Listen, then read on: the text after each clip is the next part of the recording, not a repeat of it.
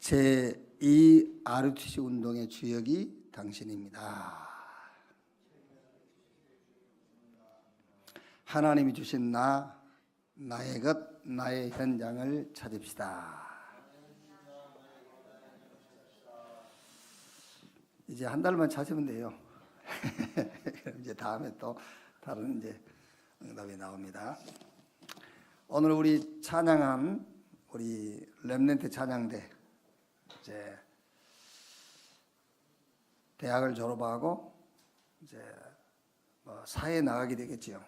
그러면 오늘 성가대 선 우리 렘넌트 가운데서 세종시로 올 렘넌트도 있어요.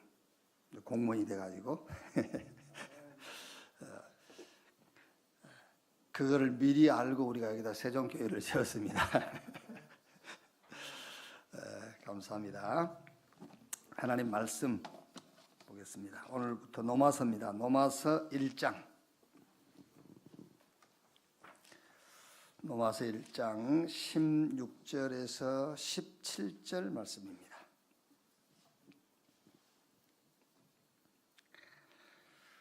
두 절 같이 읽겠습니다.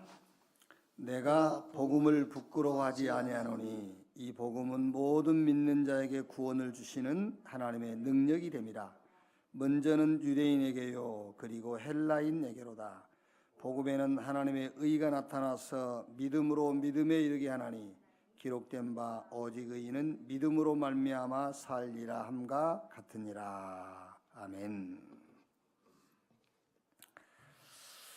12월 한 달은 노마서를 가지고 우리 렘넌트 현장에 말씀을 우리가 이제 포럼하게 될 건데,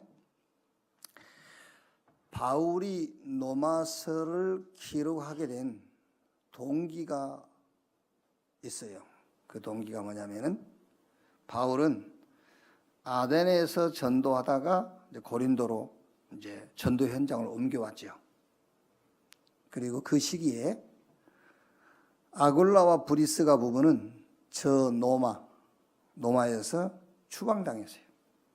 글라우디오 황제가 유대인들, 그러니까 노마에서 출생했지만 그 근본이 유대인인 사람들은 노마에서 전부 떠나라.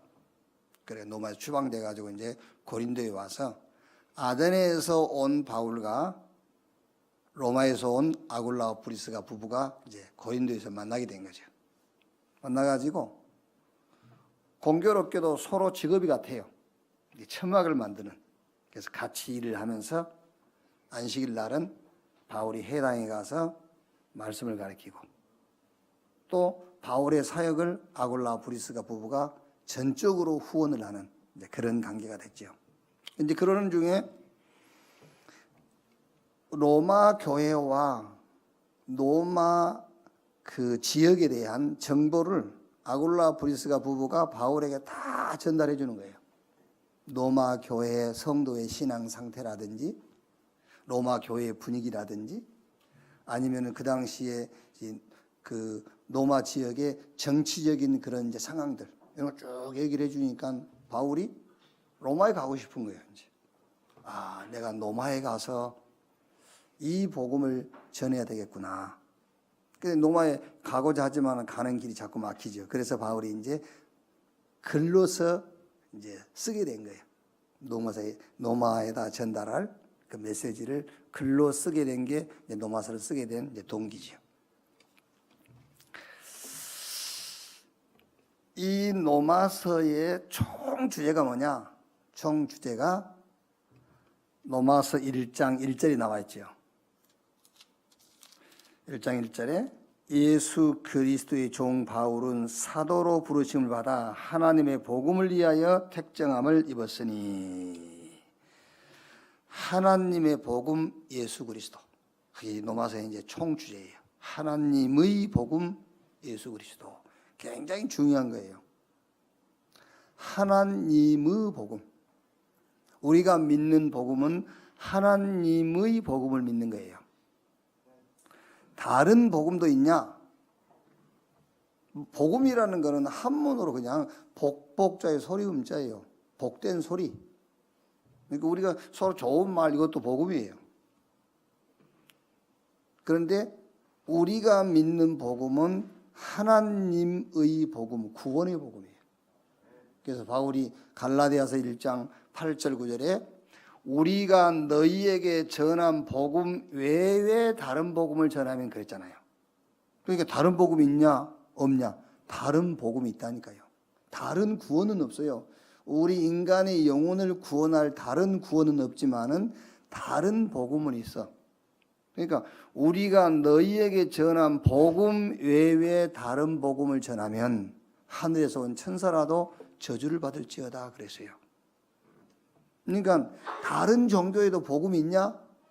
복음 자체는 있다니까요. 그런데 구원이 없어. 그래서 우리가 믿는 복음은 하나님의 복음이에요. 하나님의 복음 예수 그리스도. 그래서 로마서의 총 주제가 뭐냐? 하나님의 복음 예수 그리스도. 그러면 하나님의 복음이 누구냐? 그게 로마서 1장 2절 4절 말씀이에요. 이 복음은 하나님이 선지자들을 통하여 그의 아들에 관하여 성경에 미리 약속하신 것이라. 그 아들에 관하여 말하면 육신으로는 다윗의 혈통에서 나셨고 선결의 영으로는 죽은 자들 가운데서 부활하사 능력으로 하나님의 아들로 선포되셨으니 곧 우리 주 예수 그리스도시니라. 하나님의 복음이 누구냐? 예수 그리스도. 그럼 또 하나 우리가 질문을 하고 답을 얻어야 돼요. 이 복음이 무엇이냐? 이 복음이 무엇이냐? 어떤 성질을 가지고 있느냐 그 말이야. 복음의 본질이 뭐냐? 그게 로마서 1장 오늘 읽었던 17절이죠. 복음에는 하나님의 의가 나타나서 믿음으로 믿음에 이르게 하나니 기록된 바 오직 의인은 믿음으로 말미암아 살리라 함과 같으니라. 이 복음이 누구냐? 예수 그리스도. 그럼 이 복음이 무엇이냐? 이 복음의 성질, 본질이 뭐냐라는 질문에는 하나님의 의 그 말이에요.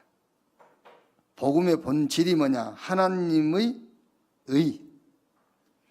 그러니까 우리 기독교 신앙의 핵심이 있어요. 기독교 신앙의 핵심된 신앙. 그게 뭐냐면은 죄인이 복음으로 말미암아 의인된 거예요. 그 우리 기독교 신앙의 핵심 신앙이란 말이에요. 우린 죄인이야. 멸망받을 죄인. 그런데 하나님이 하나님의 의 되신 그리스도를 보내시고 믿음을 우리에게 선물로 주셔가지고 그 의 되신 그리스도를 믿음으로 우리가 의인됐다 그 말이에요. 죽음에서 생명으로 옮겼다. 로마서 4장 25절 말씀 보면은 예수는 우리가 범죄한 것 때문에 내줌이 되고 또한 우리를 의롭다 하시기 위하여 살아나셨느니라. 칼빈의 5대 신앙, 5대 교리라고도 하죠. 5대 신앙. 그래서 이제 5가지 조항이 있어요. 그 5가지 조항에 영어 첫 자를 타가지고 튤립이라고 하죠. 그 나머지 5가지에 대한 이제 그거는 이제 우리 나중에 시간 되면 우리 김다니엘 전사님이 알려주실 거예요. 칼빈의 5대 교리, 그게 뭐냐? 첫째가 인간의 전적 부패. 완전 인간은 타락했어요. 그러니까 절대 스스로 구원받을 수 없어. 그래서 하나님이 우리를 선택했는데 하나님의 선택에는 조건이 없다. 무조건적 선택. 그런데 그 하나님의 선택은 자기 백성만 선택한다는 거예요. 제한된 구속. 아무나 안 해요. 제한된 구속. 내가 믿고 싶다고 믿어지는 게 아니라 말이야. 하나님이 선택한 자만 믿을 수 있어. 제한된 구속. 그래서 하나님이 우리를 부르시면 그 부르심에 누구도 거부할 수가 없어요. 불가항력적인 은혜. 그리고 이렇게 하나님이 한 번 구원한 백성은 끝까지 인도하신다. 성도의 견인, 궁극적인 성도의 구원, 끝까지 보호하시고 하나님이 끌고 가신다는 거예요. 자, 그러니까 여기에 방법이 뭐냐? 하나님의 대신 그리스도가 여기에 방법이다 그 말이에요. 그래서 여러분 우리가요, 로마서 6장 말씀을 보면은 예수와 함께 죽고 함께 살아나셨느니라 그랬거든요. 우리가 예수와 함께 죽고 우리가 함께 산 자단 말이에요. 예수의 죽음과 부활을 이해 못하면 우리의 신앙은 다 헛거예요. 예수의 죽음은 우리의 죄를 대속하기 위함이고 예수가 부활하심은 우리를 의롭다 하기 위해서 부활하셨느니라 라고 했어요. 그러니까 하나님의 복음이 누구냐? 예수 그리스도. 그 하나님의 복음의 성질, 본질이 뭐냐? 하나님의 의다. 우리가 복음 붙잡는 순간 하나님 우리를 향해서 뭐라고요? 너는 나와 질이 같은 의로운 자가 됐다 그 말이에요. 의롭다. 그 우리가 복음 받는다 이 말은요 어마어마한 말이에요. 그래서 이때부터서 우리에게는 뭐가 새로운 시작이 되는 거예요. 그래서 로마서 1장 5절에 그로 말미암아 그랬죠. 이제 모든 원인이 이제는 우리 누구냐? 그리스도예요. 그로 말미암아 모든 원인이 이제 그리스도, 새로운 시작. 그리고 6절에는 너희도 그들 중에서 예수 그리스도의 것으로 부르심을 받은 자이니 예수 그리스도의 것으로 이제 우리의 모든 소유권자가 누구냐? 예수 그리스도. 그 다음에 1장 7절에 로마에서 하나님의 사랑하심을 받고 성도로 부르심을 받은 모든 자에게 하나님 우리 아버지와 주 예수 그리스도로부터 은혜와 평강이 있기를 원하노라. 예수 그리스도로부터 그랬죠. 누구로부터가 중요해요. 프롬. 우리는 아담으로부터가 아니에요. 이제 예수 그리스도로부터. 이게 이제 여러분 할 얘기가 참 많거든요. 이게요. 예수 그리스도로부터 우리는 출발이. 아담으로부터 출발한 것은 선한 일을 해도 죄요. 아시겠어요?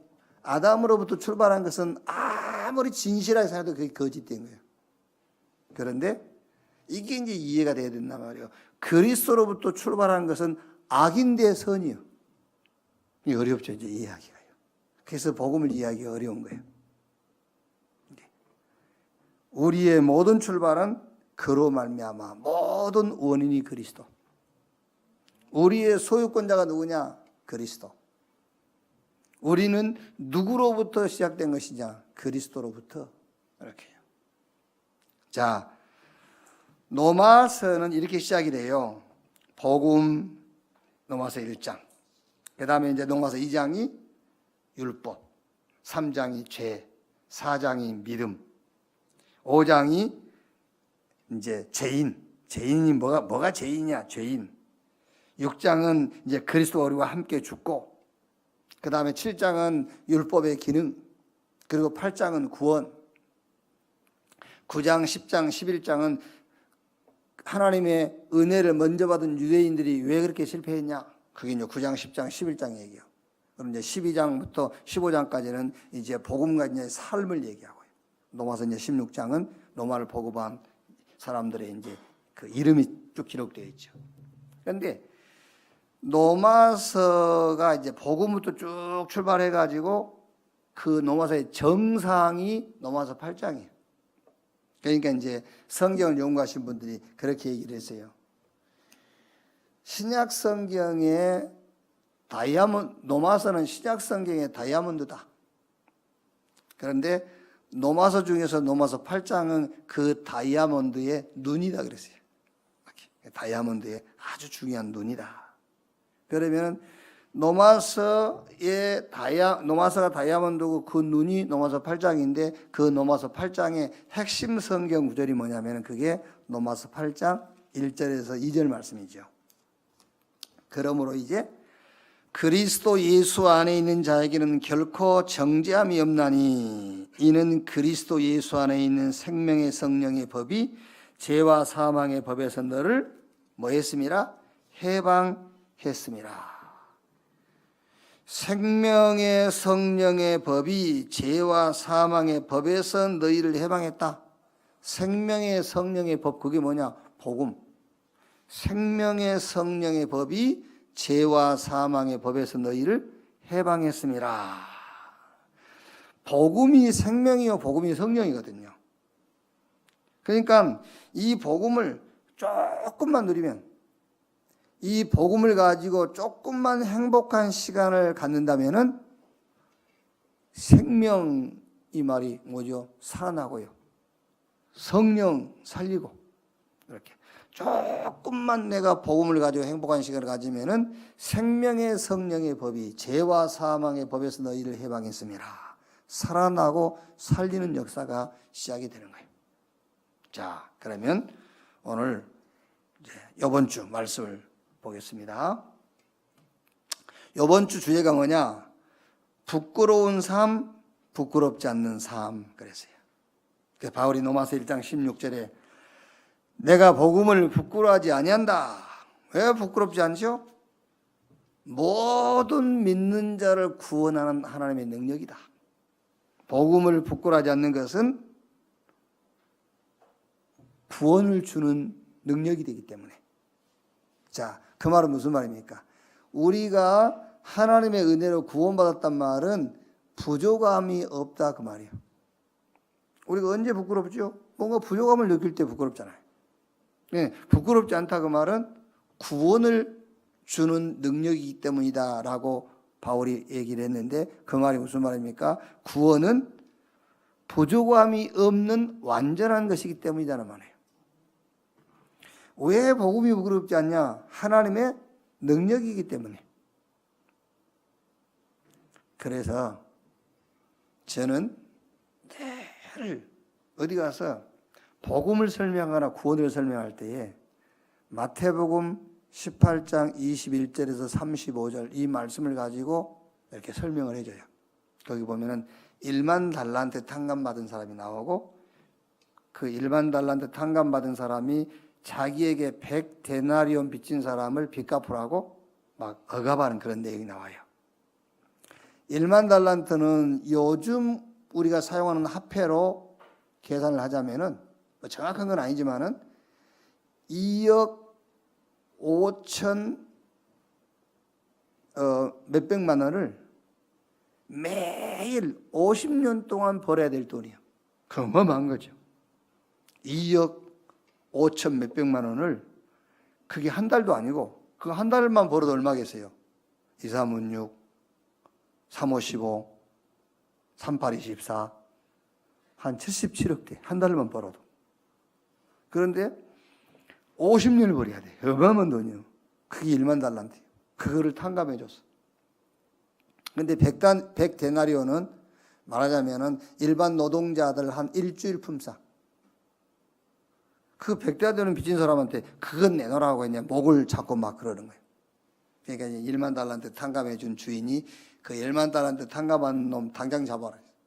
잡아 감옥에 가더라. 그러면서 마지막 말씀에 그렇게 기록되어 있어요. 다 갚기 전에는, 헐이라도 갚기 전에는 내놓지 마라. 저는 그 말씀을요, 제 나름대로 그렇게 직역을 해서 읽고 있어요. 복음이 깨달아질 때까지, 구원의 가치가 이해될 때까지는 아무것도 해결하지 마라. 진짜 구원의 가치가 깨달아질 때까지 좁쌀만한 응답도 주지 마라. 저는 그렇게 알고 있어요. 그러니까 바울이요, 내가 이 복음을 부끄러워하지 않는다. 왜? 복음은 믿는 모든 자를 구원하는 하나님의 능력이기 때문이에요. 구원은 모든 거예요. 구원받았다? 하나님이 함께 한단 말이잖아요. 천국 간다는 말이 아니고, 천국은 이제 하나님이 함께 하는 것 중에 일부분, 천국 가는 거는 하나님이 나와 함께. 로마서 8장 11절에 그 아들을 아끼지 아니하고 우리에게 내어주신 이가 무엇을 은사로 주지 아니하시겠느냐. 그 말은 네가 하나님 자녀이기 때문에 계속 주겠단 말이 아니에요. 아들까지 주었는데 뭐를 안 줬겠냐 그 말이에요. 말하자면 예수 그리스도는 하나님의 마지막 카드예요. 그게요. 독생자 예수 그리스도까지 주셨는데 뭘 안 주셨겠냐. 다 주었다 그 말이에요. 그래서 바울이 이 복음을 내가 부끄러워하지 않는다. 자, 그럼 첫째로 부끄러운 삶을 사는 자들이 있습니다. 강대국이었던 로마가 세계 재앙을 가져왔습니다. 바리새 교회가 복음을 막았습니다. 눈앞에 놓인 작은 유익을 성공으로 아는 자들이 있었습니다. 세상 성공자들은 재앙을 모르고 살고 있었습니다. 지식인들은 복음을 멸시했습니다. 자, 여기서 무슨 포럼하면 좋겠느냐? 부끄러운 자가 누구냐? 부끄러운 자란 말은 무능할 때 부끄러워요, 자기가. 그래서 그 무능이 성경은 죄라고 그러는 거예요. 죄. 로마서 3장 23절 모든 사람이 죄를 범하였으며 하나님의 영광에 이루지 못하더니 하나님을 떠나 하나님을 만나지 못한 게 부끄러운 거예요. 로마서 5장 14절에 아담이 범죄한 것과 같은 죄를 범하지 않는 자들에게도 사망이 왕노릇하였느니라 그랬죠. 뭐가 부끄럽죠? 남에게 종노릇한 게 부끄러운 거예요. 그런데 성경은 사단이 그 사람에게 왕노릇하고 그게 부끄러운 거예요. 사단에게 종된 것이 부끄러운 거예요. 자, 그 다음에 세 번째 로마서 6장 23절에 죄의 삭스는 사망이다. 나중에 심판받게 되어 있어요. 그게 부끄러운 거예요. 죄인. 뭐가 부끄러운 삶이냐? 죄인. 그게 무능이란 말이에요. 하나님 만나지 못한 것, 사단에게 종노릇하고 있는 것, 그리고 결국엔 심판받고 영원한 멸망에 처해질 수밖에 없는 신분, 이게 부끄러운 거란 말이에요. 자, 그 다음에 두 번째는 복음 운동 때문에 모욕을 당하는 것은 부끄럽지 않는 삶입니다. 복음은 모든 믿는 자에게 구원을 주시는 하나님의 능력입니다. 유대인과 헬라인에게도 복음이 전해졌습니다. 모든 백성의 복음이 전해졌습니다. 자, 부끄럽지 않는 자가 누구냐? 의인. 하나님의 성품은 공유적인 성품과 비공유적 성품이 있어요. 우리가 예수 믿으면 하나님의 성품을 같이 공유할 수 있는 성품이 있고 절대로 공유할 수 없는 성품이 있어요. 내가 아무리 믿음이 좋고 신앙이 좋아도 전능할 수는 없어요. 무소부재할 수가 없어요. 스스로 존재할 수가 없어요. 그게 하나님의 성품인데 우리와 함께 공유할 수 없어. 그런데 우리가 믿는 순간에 하나님의 성품을 함께 공유할 수 있는 성품이 뭐냐? 거룩. 하나님만 거룩하신데 우리가 하나님 믿는 순간에 거룩한 자가 되어버려요. 하나님만 의로우신 분인데 우리가 하나님의 은혜로 예수 믿는 순간에 우리가 의로운 자가 되어버려요. 우리가 의인 되어버려요. 죄인이 의인 된다 그 말이에요. 누가 부끄럽지 않는 자냐? 의인. 로마서 3장 23절 24절에 모든 사람이 죄를 범하였으며 하나님의 영광에 이르지 못하더니 24절에 뭐라 했냐? 아무 값 없이 하나님의 은혜를 따라서 믿음으로 의롭다함을 받았다 그랬어요. 복음의 최고의 가치가 뭐냐면은 의롭다예요. 여러분이 복음 받는 순간에 최고의 가치가 뭐냐라고 물으면은 의롭게 된 거예요. 최고의 가치. 의인. 부끄럽지 않는 거죠. 시편 37편을 한번 이제 여러분 시간 나실 때 시편 37편을 쭉 한번 읽어보세요. 읽어보시면은 악하고 불의하고 형통한 자 이길 수 있겠어요? 악하게. 그리고 또 불의하기까지 해. 근데 또 형통해. 악하고 불의한데 이게 어디 저 감옥이나 가고 그러면은 우리가 싸울 수 있잖아. 근데 악하지 불의하지 형통하지. 이길 수가 없어요. 그런데 이 악하고 불의하고 형통한 자를 이길 수 있는 방법이 뭐냐? 시편 37 보니까 의인이라고 그랬어요. 의인. 의인의 신분. 의인. 부끄럽지 않는 자. 자, 세 번째. 바울은 오직 의인은 믿음으로 살리라고 고백했습니다. 행함으로 할 수 없습니다. 믿음으로 할 수 있습니다. 이 세 번째는 자랑스러운 삶이에요. 처음에 죄인은 부끄러운 삶. 의인은 내 스스로 되는 건 아니지만 하나님의 은혜로 된 것이지만은 부끄럽지 않는 삶. 세 번째는 자랑스러운 삶. 증인입니다. 증인.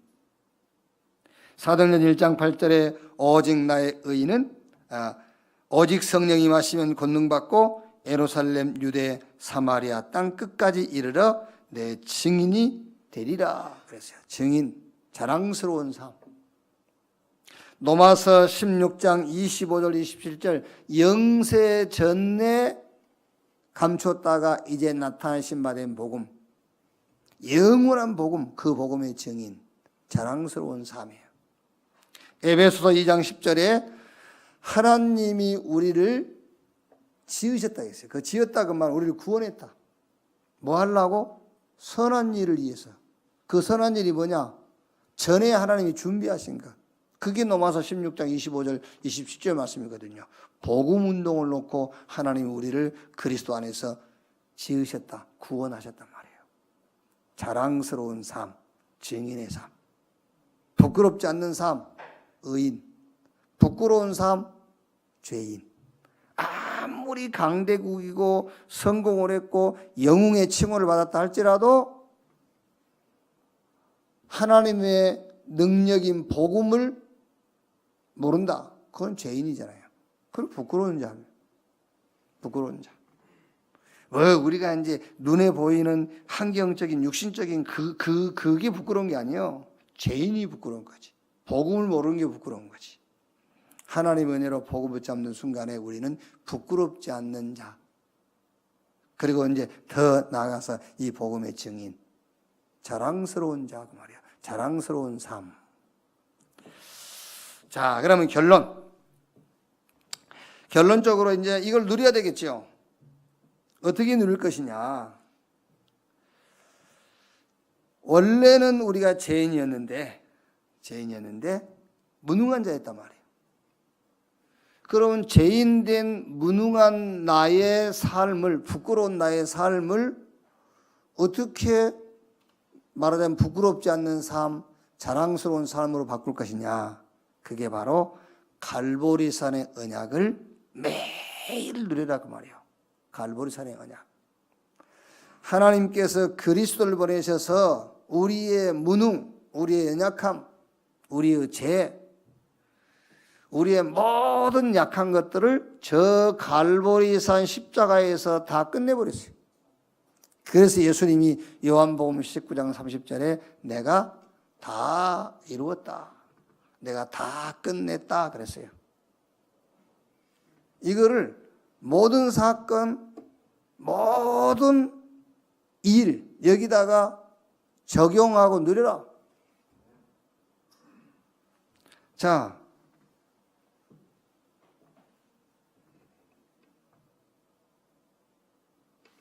이제 우리 무능을 쉽게 말하면 우리 살면서도 무능하잖아요, 늘. 우리가 예수 믿고 의인 됐다고 그래서 막 능력 있고 그런 게 아니잖아요. 그럴 때마다 갈보리산의 언약을 누려라. 그리스도께서 다 이루신 것을 믿어라. 그리스도께서 다 끝내신 것을 믿어라 그 말이에요. 자, 그 다음에 이제 두 번째 의인. 이걸 어떻게 누릴 거냐 말이에요. 갈보리산 언약의 눈으로 보면, 그렇죠? 갈보리산의 언약의 눈으로 보면은 감람원의 응답이 보여요. 말하자면은 하나님이 준비한 응답이 보인다 그 말이에요. 자, 우리가 원치 않는 사건을 만났지요. 그런데 그거를 갈보리산의 언약을 가지고 봐. 그거를요. 그러면은 감람산의 언약, 하나님의 나라, 거기 하나님이 준비한 응답이 보여요. 그게. 그런데 우리는 어떤 사건과 일을 만났을 때에 내 수준과 내 능력으로 봐요, 그거를요. 그러니까 하나님 준비하신 응답을 볼 수가 없는 거죠. 7명의 렘넌트 가운데 특히 요셉 같은 사람이 노예 시장에 갔죠. 보디발의 집에 끌려갔죠. 감옥에 들어갔죠. 저 애굽 바로왕 앞에 섰죠. 말하자면은 하나님이 나와 함께 하시는 임마누엘이라는 축복의 눈으로 본 거예요. 그 눈으로 보니까는 모든 현장에 하나님이 준비한 응답, 하나님의 나라를 체험하게 된 거예요. 왜? 이제 저와 여러분들은 의인이요. 하나님의 은혜를 따라 믿음으로 말미암아 의인 됐기 때문에 모든 것을 갈보리산의 그 언약을 가지고 봐라. 그러면 거기서 감람원의 언약이 보인단 말이야. 하나님의 나라, 하나님이 준비한 응답이 보인다. 자, 그 다음에 이제 증인의 삶, 이걸 어떻게 누릴 것이냐. 믿음인데 말씀 속에 들어가서 약속을 믿는 믿음입니다. 하나님의 말씀 속에 들어가서 그 말씀을 믿는 믿음. 우리가 말씀을 읽어도 그 말씀을 안 믿으면은 이 말씀이 아무 힘이 없어요. 말씀 속에 들어가서 말씀을 믿는 믿음. 이때에 증인의 삶을 누리는 거예요. 말씀을 믿으니까 말씀이 체험되었잖아요. 그러니까 힘이 나죠. 그래서 증인의 축복을 누리게 되는 거예요. 자, 우리는 하나님의 자녀로 살아가지만 늘 약해요. 무능해요. 그래서 갈보리산의 언약을 항상 누려라. 그러면 이제 의인의 삶을 어떻게 누릴 것이냐? 모든 사건, 그거를 갈보리산의 언약으로 보면은 감람원의 응답이 보인다. 하나님의 나라. 그러면 증인된 이 그 자랑스러운 삶, 증인의 삶은 어떻게 누릴 것이냐? 믿음인데 말씀 속에 들어가서 약속을 믿는 믿음을 체험해라. 그러면은 힘이 생겨요. 힘. 그 힘이 무슨 힘이죠? 영적 힘.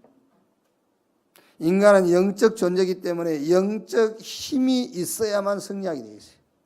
우리는 자꾸 노력하려고 하죠. 노력하면은 성공하는 확률이 있어요. 노력하니까. 그런데 성공해놓고 지는 거예요. 영적 힘을 얻어라. 하나님 주시는 힘을 가지고 그 힘을 가지고 우리 렘넌트들이 공부도 하고 그 힘을 가지고 우리가 직장도 가고 그 힘을 가지고 사업도 하고 그래야 그게 견고하고 영원하게 되는 거예요. 자, 이번 한 주간은 세 가지 뭐지요? 부끄러운 자가 누구냐? 죄인.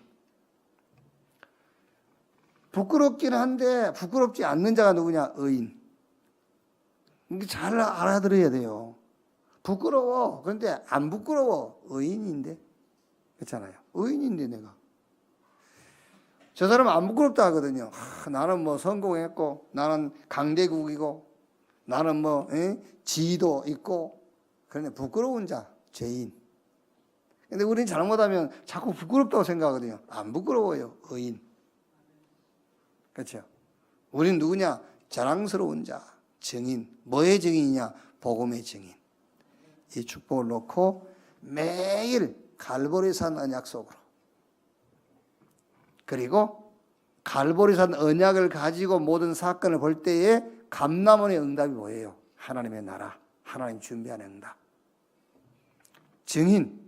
어떻게 증인될 것이냐? 능력이 있어야 증인되죠. 그래서 하나님 말씀 속에 들어가서 말씀을 믿는 믿음을 체험해라. 그러면은 하나님 주시는 힘을 가지고 증인의 삶을 살게 되는 것이다. 우리 렘넌트들이 이번 한 주간도 말씀 속에서 힘을 얻고 그 말씀을 가지고 학업 현장에서 하나님 능력을 체험하고 이렇게. 왜? 증인 되리라 그래 놓고는 가로 열고 20대부터라는 거 없어요. 10대도 증인. 젖먹이도 증인 될 수 있어요. 우리 렘넌트들 지금 10대 우리 렘넌트도 우리 미취학 렘넌트도 증인 될 수 있어요. 말씀을 가지고 우리 렘넌트들이 모든 현장의 증인으로 살아가는 그런 축복이 한 주간도 지속되기를 주님의 이름으로 축원합니다. 기도하겠습니다. 오늘 말씀 생각하시며 기도하시고 오늘 성찬에 참여하기 위해서 합심해서 한 1, 2분 합심으로 기도합시다. 하나님 감사합니다. 이번 12월 한 달은 로마서를 가지고 렘넌트 현장에 말씀을 찾고 우리 렘넌트와 말씀을 포럼하게 하시니 감사합니다. 이번 주간은 부끄러운 자, 부끄럽지 않는 자, 또 자랑스러운 자, 이 주제를 가지고 우리 렘넌트 현장을 만나게 해 주시옵소서. 아무리 강대국이라도 아무리 눈에 보이기에 좋은 모습과 옷을 입었을지라도 성공자라도 많은 지식을 가졌을지라도 인간의 무능, 죄를 해결하지 못하면 죄인인 부끄러운 자요. 우리가 외형적으로 눈에 보이는 부분이 부끄러운 모습이 많이 보여도 하나님의 은혜로 복음을 가진 의인이라면 부끄럽지 않는 자임을 말씀 속에서 확신케 하여 주옵소서. 이제 이 복음의 증인으로 자랑스러운 자로 우리 렘넌트들이 일어나게 주여 축복해 주시옵소서. 갈보리산의 언약을 날마다 누리며 갈보리산의 언약을 가지고 모든 사건을 보게 하시고 말씀 속에서 말씀을 체험함으로 능력 가지고 그 능력 가지고 모든 범사의 증인으로 서게 해 주옵소서.